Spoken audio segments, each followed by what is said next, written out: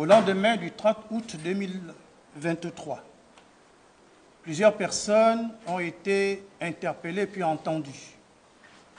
À l'issue des enquêtes préliminaires, le procureur de la République, près le tribunal de premier instance de Libreville, ouvrait une information judiciaire contre 13 d'entre elles, dont Sylvie Marie-Aimée Valentin, épouse Bongo, et Noureddine Bongo Valentin, pour détournement des deniers publics, complicité de détournement des deniers publics, blanchiment de capitaux, complicité de blanchiment de capitaux, troubles aux opérations du collège électoral, corruption, concussion, usurpation de titres et de fonctions, faux usage de faux, recel, contrefaçon des imprimés officiels des institutions, contrefaçon du sceau de l'État et association de malfaiteurs. Faits prévus et punis par les dispositions des articles 48, 49, 101, 109-1, 112-3, 115, 116, 117, 133, 193, 194, 312 et 320 du Code pénal. Inculpés de ces chefs par le juge d'instruction spécialisé en charge du premier cabinet, ils étaient tous inculpés puis incarcérés, à l'exception des nommés Steve Zeko Dieko, Jordan Camuset et Gabin Ota Ndumba.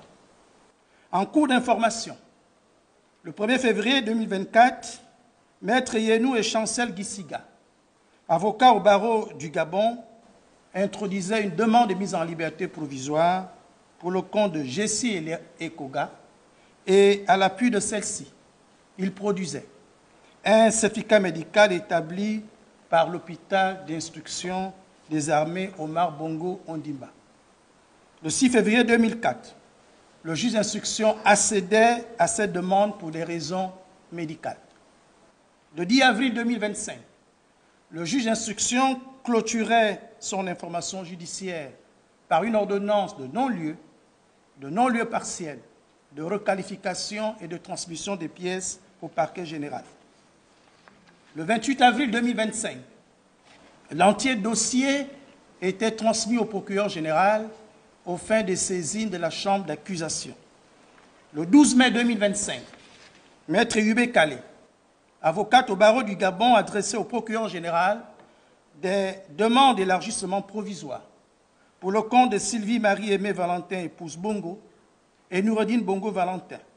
Dans celle-ci, elle alléguait que l'état de santé de ses clients était préoccupant et produisait à cet effet des certificats médicaux délivrés par le médecin-chef de la prison et par le médecin général Jean-Raymond Zézé de l'hôpital d'instruction des armées Omar Bongo Ondimba. Saisi par le procureur général, l'agent judiciaire de l'État déclarait ne pas s'opposer aux dites demandes pour des raisons humanitaires. Le mercredi 14 mai 2025, la première chambre d'accusation spécialisée leur accordait la liberté provisoire en raison notamment de leur état de santé, devenu incompatible avec le milieu carcéral selon leurs médecins traitants.